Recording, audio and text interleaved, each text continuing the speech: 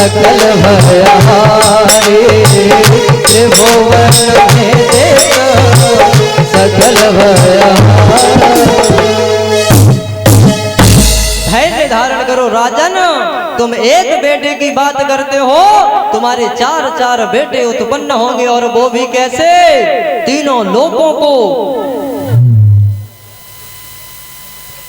प्रसन्न कर देने वाले अपने बाहुबलों से ओजस्वी तेजस्वी पुत्र रत्नों की तुम्हें प्राप्ति होगी। उपाय मैं बतलाता हूं। बोले क्या? कि श्रृंगी ऋषि को बुलवाओ और पुत्र यज्ञ की तैयारियां करो। आज वशिष्ठ जी महाराज ने अपनी तरफ से श्रृंगी ऋषि को पत्र लिखा कि श्रृंगी ऋषि है वशिष्ठ बुलावा और पुत्र काम शुभ यज्ञ करावा। आज वशिष्ठ जी ने पत्र भेजा श्रृंगी ऋषि के पास, तो श्रृंगी ऋषि मना नहीं कर पाए, महाराज आए। वशिष्ठ जी के संरक्षण में उस यज्ञ की तैयारियां होती हैं, यज्ञ संपन्न होता है। संपन्न होता है तो महाराज अग्निदेव उस यज्ञ से हव्येष्टि लेकर के प्रकट होते हैं। प्रकट हुए तो उन्होंने उस हव्येष्टि को श्रृंगी ऋषि को सौंपा। बतलाया कि इस खीर का पान करा देना, समय आने पर सभी रानियों से पुत्र रत्न की प्राप्ति होगी। श्रृंगी ऋषि ने वशिष्ठ जी को दिया और वशिष्ठ जी ने सारे नियम बतला करके राजा दशरथ को सौंप दिया। आज राजा दशरथ जी अपने घर जाते हैं महल में, और उन्होंने कौशल्या मैया को बुलाया, सुमित्रा मैया को बुलाया और कैकेयी मैया, तीनों रानियों को एकत्रित किया और उन्होंने उस खीर का आधा भाग लिया, कौशल्या मैया के हाथ पर रख दिया। अब जो आधा भाग बचा उसके दो भाग किए, उसमें से एक हिस्सा लिया कैकेयी मैया के हाथ में रखा। अब जो बचा उसके दो भाग पुनः किए और एक एक फिर दे दिया कौशल्या और कैकेयी को, और कहा कि ये लो, ये अपनी छोटी बहन को दे दो, इसे सुमित्रा को। तभी तो महाराज सुमित्रा मैया से लक्ष्मण और शत्रुघ्न दो बेटे हुए थे, और कैकेयी मैया और कौशल्या मैया के एक एक थे। कौशल्या मैया से राम जी और कैकेयी मैया से भरत जी। इस प्रकार से वो हव्येष्टि दे दी गई, उन्होंने खाया। इसमें महाराज अनन्य कहानियां आती हैं कि वो खाने के लिए छत पे गई, उनका भाग लेके चील उड़ गई। ये सब दंत कथाएं भागवत जी में नहीं। आज के समय में महाराज हमारे भारतवर्ष के अंदर वैसे रामायणों का पार नहीं है। क्यों? रामायण शतकोटि अपारा, 100 करोड़ों से भी अत्यधिक हैं, लेकिन अभी इस समय भारतवर्ष में 41 रामायण मौजूद हालत में उपलब्ध है। आनंद रामायण, गणेश रामायण, तुलसीदास जी द्वारा रामचरितमानस, वाल्मीकि रामायण, अद्भुत रामायण अनन्य है, शंकर रामायण, सब में अलग अलग प्रकार से वर्णन आता है। हरि अनंत, हरि कथा अनंत, ना उस भगवान का कोई पार है, ना उसकी कथाओं का पार है। समय बीतता गया हे राजन, अब वो समय धीरे धीरे आने लगा। तो रानियां महसूस क्या करती हैं कि जादिन ते हरि गर्भ आए, ऐसा महसूस करती हैं वो माताएं कि जादिन ते हरि गर्भ आए। और नित नव मंगल होत बधाए। ऐसा महसूस करती है जिस दिन से उस भगवान का अंश हमारे गर्भ में आया है, उसी दिन से हमारे यहाँ दिन प्रतिदिन हर्ष उल्लास बढ़ता जा रहा है। अब हे राजन, वो समय धीरे धीरे निकट आया। सारे तिथि नक्षत्र गण बव कर्ण योग उसी आधार में सम्मिलित हो गए जिस समय प्रभु का आगमन होता है, प्राकट्योत्सव होता है। वो समय आया, वो तिथि, वो नक्षत्र, समय बव कर्ण योग उस रेखा पर आ जाते हैं। तो रामायण में बतलाया क्या क्या समय था जिस समय मेरे राम जी का अवतार हुआ। कि नौमी तिथि मधो मास पुनीता, कि नौमी तिथि मधो मास पुनीता, शुक्ल पक्ष अभिजित हर्षिता, शुक्ल पक्ष अभिजित हर्षिता।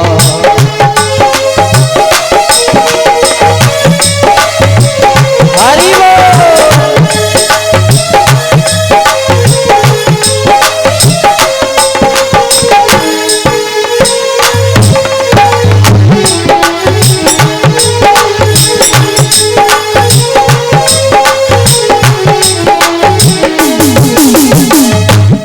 नौमी तिथि थी मधुमास।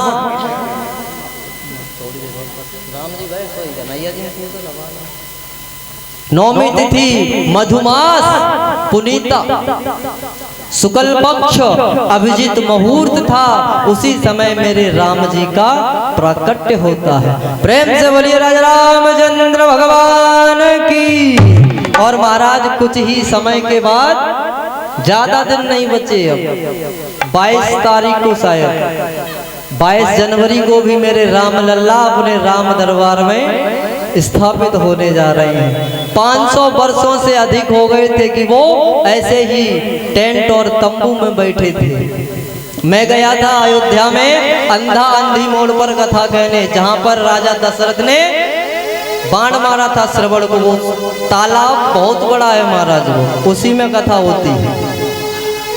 तब राम जी के दर्शन करने गया था उस समय 2018 में। ऐसे ही टेंट के नीचे बैठे थे। लेकिन अभी मैं 2-3 महीने पूर्व गया तो बहुत जोर शोर से कार्य था। अब तो 22 तारीख को विराजने वाले हैं। सनातनियों का महाराज सीना बहुत चौड़ा है इस समय, और यही होना चाहिए। विधर्मियों ने अपनी बहुत ताकत लगा ली, कई वकील खड़े कर दिए। जो लोग महाराज प्रश्न चिन्ह उठाते थे कि राम है ही नहीं, राम काल्पनिक हैं, आज उन्हें देख लो। जिन्होंने कहा था मैं किसी पार्टी सत्ताधारी का नाम नहीं लूंगा क्योंकि ये धर्म मंच है, राजनीति का मंच नहीं है, आज उनका नामो निशान धीरे धीरे मिटता जा रहा है। अब लोगों को वही काल्पनिक नजर आने लगे हैं जो कहते थे कि राम काल्पनिक हैं। ऐसा कुछ था ही नहीं। 22 तारीख को मेरे राम लल्ला आएंगे। सभी लोग जोर शोर से तैयारी करें। पहुंच तो सकते नहीं क्योंकि होटल वगैरह सब पहले से ही बुक है महाराज। 22 से लेकर 27 तारीख तक, उसके बाद दर्शनार्थियों के लिए दर्शन के दरवाजे खोल दिए जाएंगे। प्रेम से बोलिए जय जय श्री राम, जय जय श्री राम, जय जय श्री राम। आज मेरे प्रभु का प्राकट्य हुआ कि भय प्रकट कृपाला दीन दयाला कौशल्या हितकारी हर्षित महतारी मुन मनहारी अद्भुत रूप विचारी अनय विरामा तनु घन श्यामा निज आयुध भुज चारी भूषण बनमाला नयन विशाला शोभा सिंधु भरारी कहे कोई कर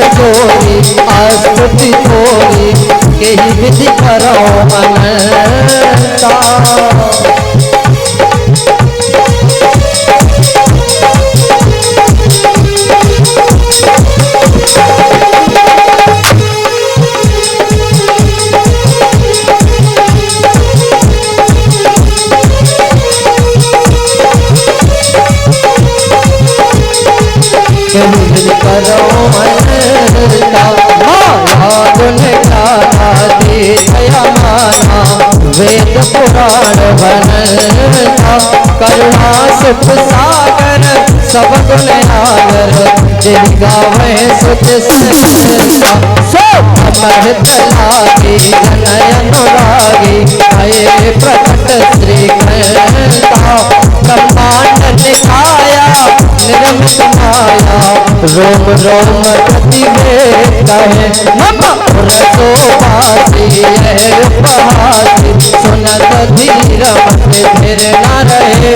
उपजा जब ज्ञाना प्रभु मुख गाना, नरक बहुत विधि कीन जहे।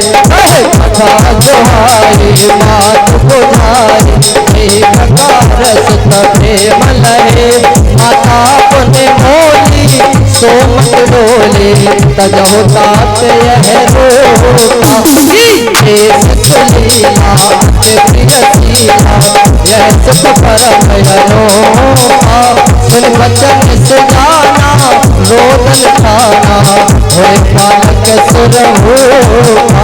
यह चरित जुटावे हरे पद पावे, तेन करे भवतूपा। हरे प्रकट कृपाला दीन दयाला, कौशल्या हितकारी। लोचन विरामा मन भामा, यदि आयत बुधधारी। लोचन विरामा यदि आयत बुधधारी, प्रकट कृपा। प्रेम से बोलिए राजा रामचंद्र भगवान की। इस प्रकार हे राजन, भगवान मर्यादा पुरुषोत्तम श्री रामचंद्र जी का प्राकट्योत्सव होता है। राजा दशरथ जी महाराज आज अपने खजाने के भंडारे के द्वार खोल देते हैं। संतों से, ब्राह्मणों से, वृंदावली बंदियों से कह देते, ले लो जिसे जो चाहिए ले जाओ। नेत्र बंद कर लिए, दोनों हाथों से लौटा रहे। इस प्रकार वैसे महाराज राम कथा बहुत समय चाहिए इसके लिए, लेकिन समय का अभाव, इस कथा को भी लेके चलना है। चंद्रवंश में प्रवेश। एक बात बताता चलता हूं महाराज, कि बुढ़ापे में काया और अंधेरे में छाया, कि बुढ़ापे में काया और अंधेरे में छाया, अंत समय में माया महाराज किसी का साथ नहीं देती है। देखा होगा बुढ़ापे में ये शरीर काया में जर्जर हो जाता है तो हिलता है महाराज, कांपने लगता है। कि बुढ़ापे में काया और अंधेरे में छाया, अंधकार हो जाए तो ये जो परछाई होती है वो भी साथ छोड़ देती है तुम्हारा। और अंत समय में माया किसी का साथ नहीं देती, भ्रम में पड़े रहो।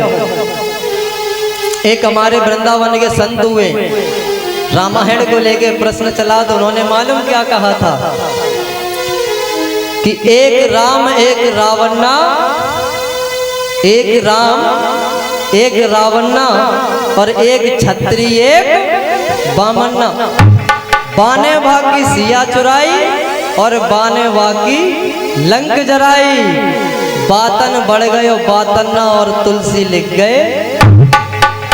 प्रेम से बोलिए गोविंद भगवान की। ये अपने अपने भाव है।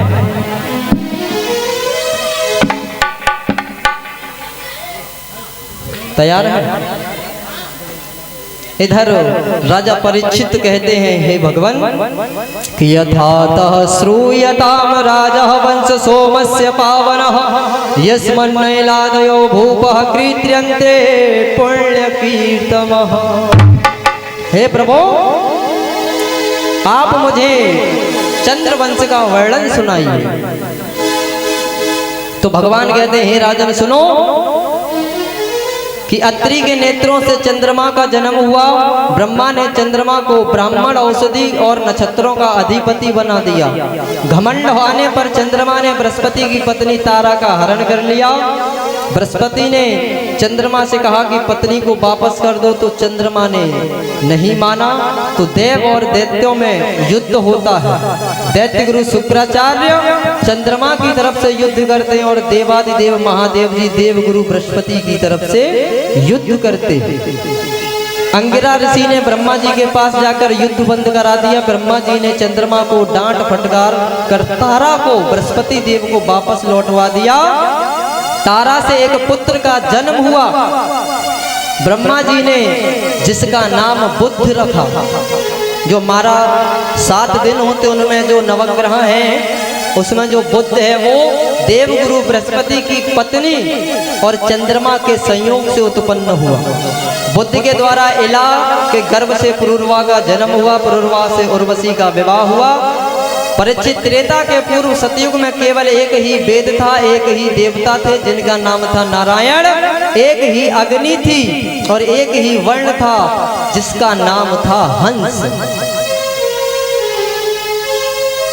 हे राजन, एक एव पुरा देवः प्रणवः सर्वभामयम् देवो नारायणो नान्यः एको अग्निवर्ण एव च। त्रेता के प्रारंभ में पुरुरवा से ही वेदत्रयी और अग्नित्रयी का आविर्भाव हुआ। पुरुरवा के 6 पुत्र हुए, आयु, श्रुतायु, शतायु, रय, विजय, जय। विजय के कंचन, कंचन से कुशल नाम के गाधी, गाधी के कन्या का नाम सत्यवती था। ये सत्यवती ऋचिक ऋषि को ब्याही गई। यही कौशिकी नदी के रूप में परिवर्तित होती हैं बाद में। और सत्यवती के जमदग्नि के परशुराम हैं। इन्होंने है वंश के क्षत्रियों का विनाश किया था। और इन्हीं गाधी के पुत्र विश्वामित्र जी मधुछंदा 100 पुत्र हुए। परीक्षित पुरुरवा का एक पुत्र था आयु, आयु के नहुस हुए। नहुस से नहुस वंश चला। नहुस से राजा ययाति हुए। ययाति के बड़े पुत्र महाराज यदु, यदु के कुल में आगे पुनर्वसु राजा हुए। पुनर्वसु के आहुक, आहुक के 2 पुत्र हुए देवक और उग्रसेन। महाराज देवक के 4 पुत्र हुए, देवयान, उपदेव, सुदेव, देववर्धन। और ये 7 बहनें थीं। देवकी मैया 7 बहनें थीं वसुदेव जी के साथ जिनका विवाह होता है। और ये वसुदेव जी महाराज कहाँ के राजा थे पता होगा? परीक्षित जी नहीं पता? वसुदेव जी बटेश्वर के राजा थे। कहाँ के थे? बटेश्वर के राजा। और एक बात और बताता चलूं, आजकल ये ट्रेंड बहुत चला है हमारा कि वसुदेव जी को तो क्षत्रिय बता दिया जाता है। गौर करना मेरी बात पे। वसुदेव जी को कहते हैं एक व्यक्ति विशेष समाज है, नाम नहीं लूंगा, वो कहता है कि वसुदेव जी क्षत्रिय थे। उनके बेटे कृष्ण जी, उनका लालन पालन वहां हुआ। यदुकुल में हम यदुवंशी हमारे हैं। अरे पहले ये तो जान लो कि वसुदेव जी और बाबा नंद का रिश्ता क्या था। एक को तो तुमने क्षत्रिय घोषित कर दिया और एक को मदना कैसा कर दिया महाराज साहब। पहले अध्ययन करिए, उसके बाद उस पर प्रश्न चिन्ह उठाइए, जानने की कोशिश करें। वसुदेव जी और बाबा नंद भाई थे चचेरे। उन्होंने यहाँ का राज्य मिला बटेश्वर का, वसुदेव जी ने संभाला। बाबा नंद मथुरा में रहते थे।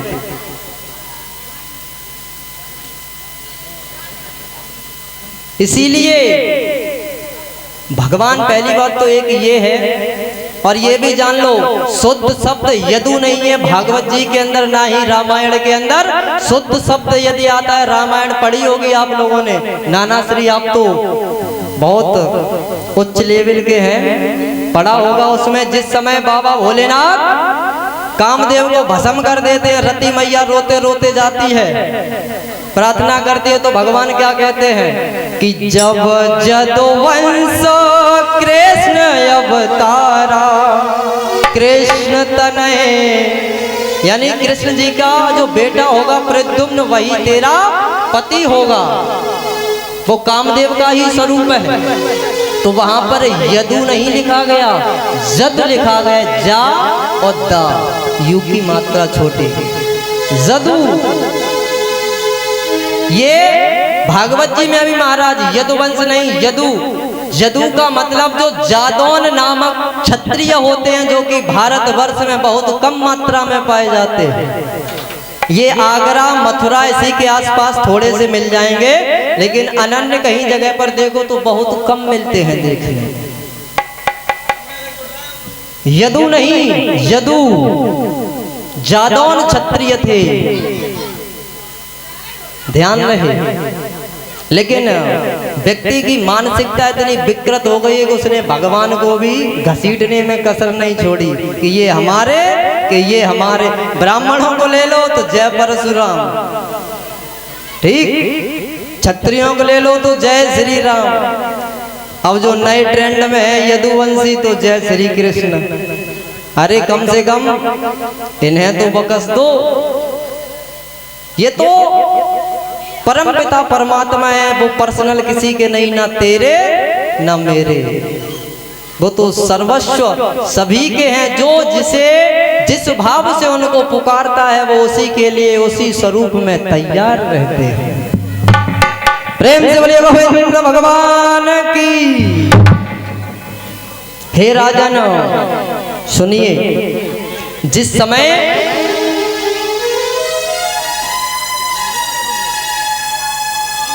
देवकी का विवाह हुआ बटेश्वर के राजा वसुदेव के साथ, तो कंस उनका चचेरा भाई था, प्रेम बहुत करता था देवकी से।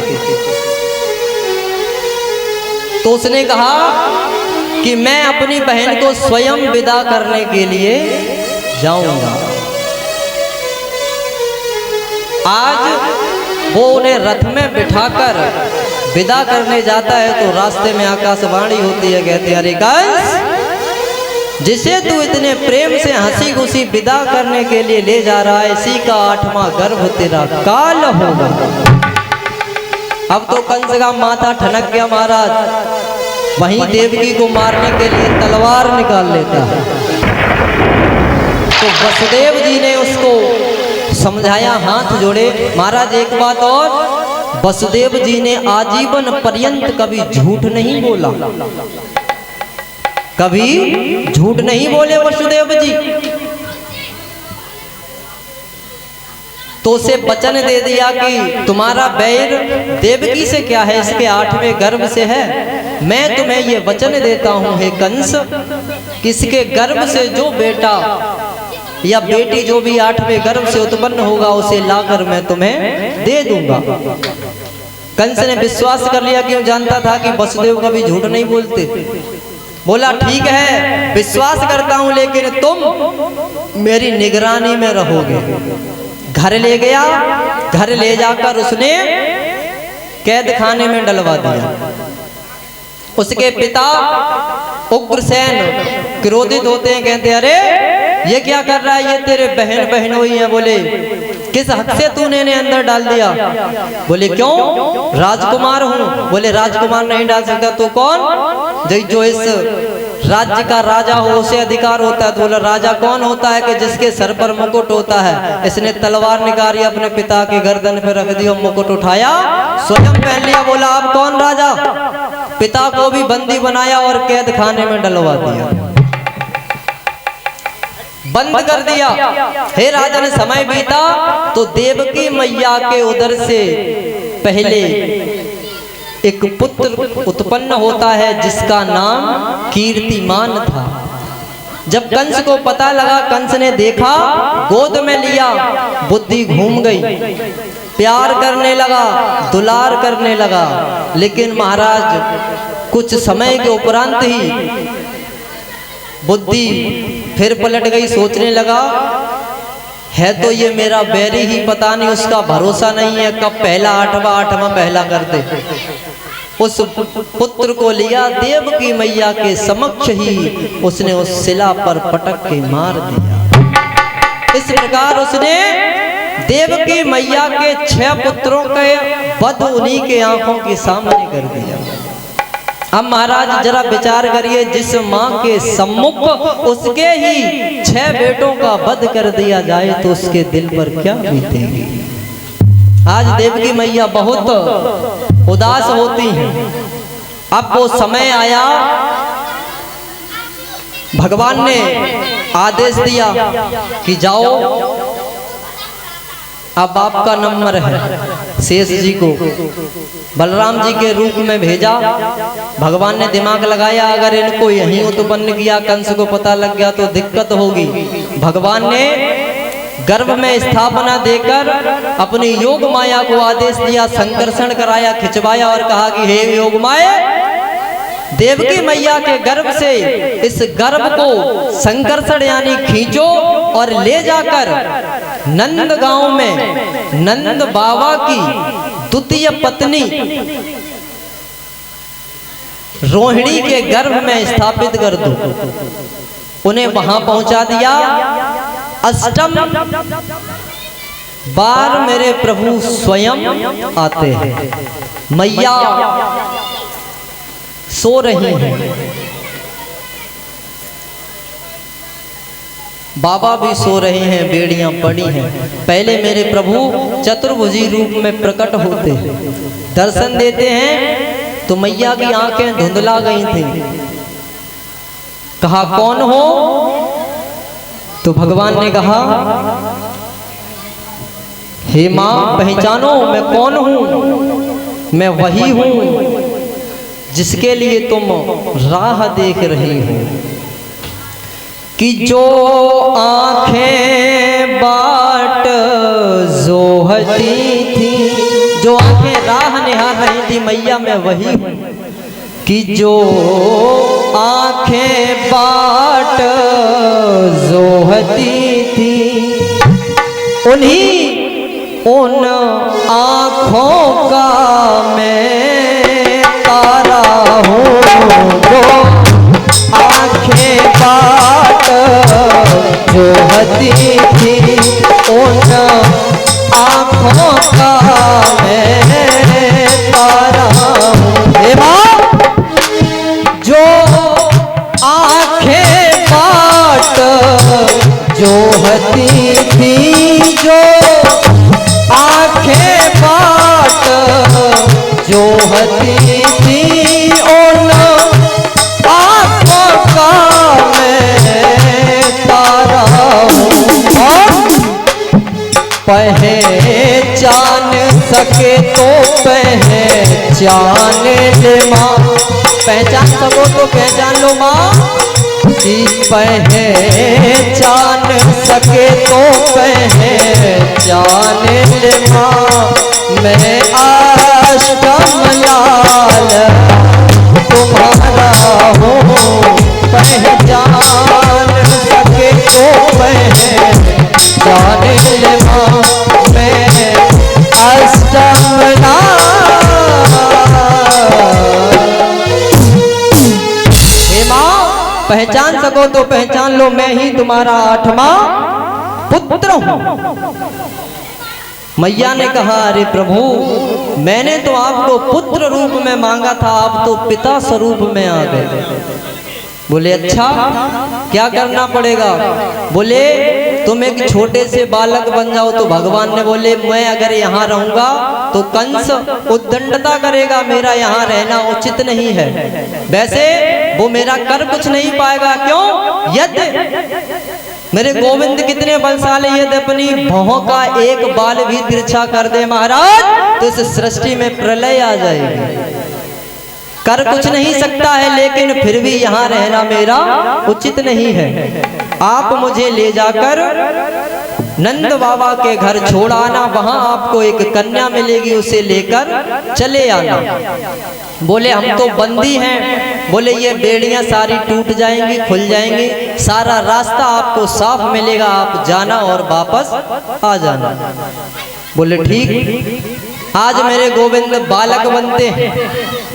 अब जब बालक छोटा होता है, उत्पन्न होता है, तो महाराज रोता भी है। अब मैया ने कहा रोना भी पड़ेगा, तो भगवान ने बाल लीला भी की, रोए। वसुदेव जी देवकी मैया की बेड़ियां खुल जाती हैं, ताले टूट जाते हैं, खुल जाते हैं, पहरेदार सो जाते हैं। घनघोर बारिश हो रही है, अर्धरात्रि है, कैसा माहौल है कि थी अर्धन सा घन घोर घटा और बूंदों की तनिक रिमझिमी थी। और भक्तों सुन लो संसार पूज्य, अरे भादव की कृष्ण अष्टमी थी।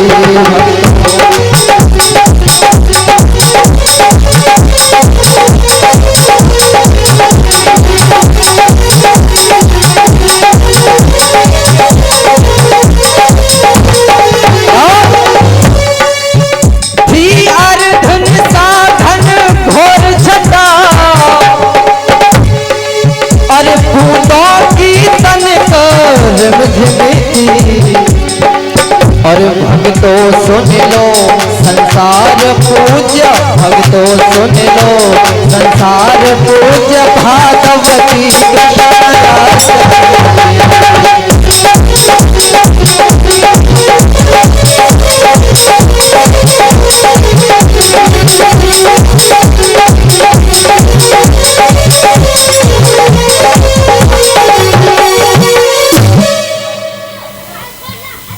थी अर्ध निशा घनघोर छटा, बूंदों की तनिक रिमझिमी थी। अरे भक्तों सुन लो संसार पूज्य, भादव की कृष्ण अष्टमी थी।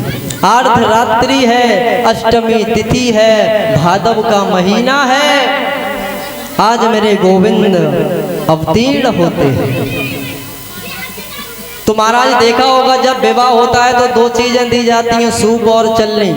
दोनों का यही प्रतीक होता है कि सार सार को गेहले और थोता दे उड़ाए, यानी अच्छी चीजों को, अच्छी बातों को ग्रहण करना है बेटी। इस सूप और चलनी से ये शिक्षा मिलती है कि अच्छी अच्छी चीजों को ग्रहण करो और बुराई जो भी है उन्हें बाहर निकाल के फेंक दो। कि सार सार को गेहले और थोथा ते उड़ाए। आज वसुदेव जी महाराज उन्हें एक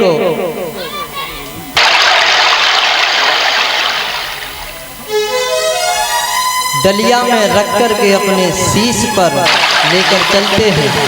सभी बेड़ियां खुल जाती हैं। एक बात ध्यान रखना मेरे प्यारे, जब तक ये मनुष्य जीव के वशीभूत रहता है, जीव है ये, माया के अंतर्गत रहेगा तो बंधन होना आवश्यक है। जब तक ये माया में थे तो बंधन में थे, जैसे ही ब्रह्म का दीदार हुआ तो बेड़ियां खुल जाती हैं। आज मेरे गोविंद को लेकर के चले तो जमुना मैया उफान पर चल रही है। जब बाबा ने उसमें प्रवेश किया तो यमुना मैया और ऊपर उठी। क्यों? जानती हैं कि मेरे स्वामी आ रहे हैं चरण छूने के लिए। तो महाराज ब्रज में अभी भी ये रीति रिवाज है कि एक बहू अपने ससुर के कभी दाढ़ी का स्पर्श नहीं करती है। जैसे ही यमुना मैया ऊपर को आई तो प्रभु ने अपने चरण लटका दिए और लात नीचे की, तो छुअत ही चरण उतर गई यमुना। चरण स्पर्श किए और नीचे चली जाती है। ले आइए आप सभी के मध्य मेरे बाल स्वरूप में बांके बिहारी का आगमन होगा। बीच में जगह कर दें आप सभी लोग, इधर से लेके आओ। बीच में जगह करेंगे सभी लोग, गैलरी सी बना दीजिए। लेकर जाते हैं उस जगह पर क्या देखा, एक कन्या है, उसको उठाया, भगवान कृष्ण को रखा और लेकर वापस आए। जैसे ही जेल में अंदर पहुंचे पुनः उसी तरीके से बंधन में हो जाते हैं। इससे आगे की कथा आप सभी लोगों को कल श्रवण करने को मिलेगी। घूम के आइए उधर से। आप सभी लोग आज बाबा नंद हर्षोल्लास के साथ बधाई कर रहे हैं। एक गुजरी आती है और कहती है कि दे दे बधाई मैया, दे दे बधाई। कहती है अरे मैया तूने सबको सब कुछ दिया है तो मुझे भी चाहिए कि दे दे बधाई मैया, दे दे बधाई। लल्ला की सुन के मैं आई, यशोदा मैया दे दे बधाई। लल्ला की सुन के मैं आई, मैया दे दे बधाई। दे दे बधाई मैया, दे दे बधाई। दे दे बधाई मैया, दे दे बधाई। दे दे बधाई मैया, दे दे बधाई। मैया दे दे बधाई, मैया दे दे बधाई। दे दे बधाई मैया,